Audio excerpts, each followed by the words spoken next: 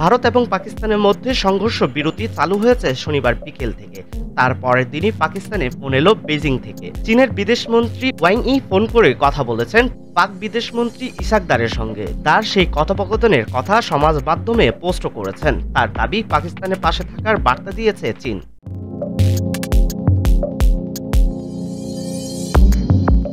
পাক বিদেশমন্ত্রী জানিয়েছেন, ভারত পাকিস্তানের বর্তমান পরিস্থিতি এবং সামরিক উত্তেজনা নিয়ে চীনের বিদেশমন্ত্রীর সঙ্গে আলোচনা হয়েছে তার।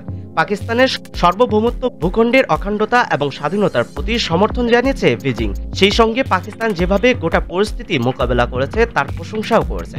চীনকে পাকিস্তানের লৌহসম বন্ধু বলে উল্লেখ করেছেন তার। দুই বিদেশমন্ত্রী একটি বিষয়ে একমত হয়েছেন যে ভারতের সঙ্গে চাপানোত্রের আবহে তাদের আলোচনা চালিয়ে যেতে হবে। তারা নিয়মিত যোগাযোগে থাকবেন।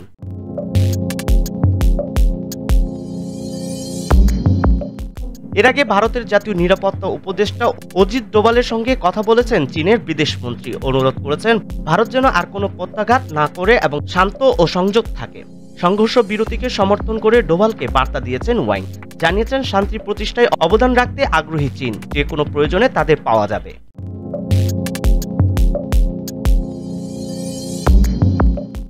শনিবার বিকেলে মূলত আমেরিকার হস্তক্ষেপে সংঘর্ষ বিরতিতে রাজি হয় ভারত এবং পাকিস্তান।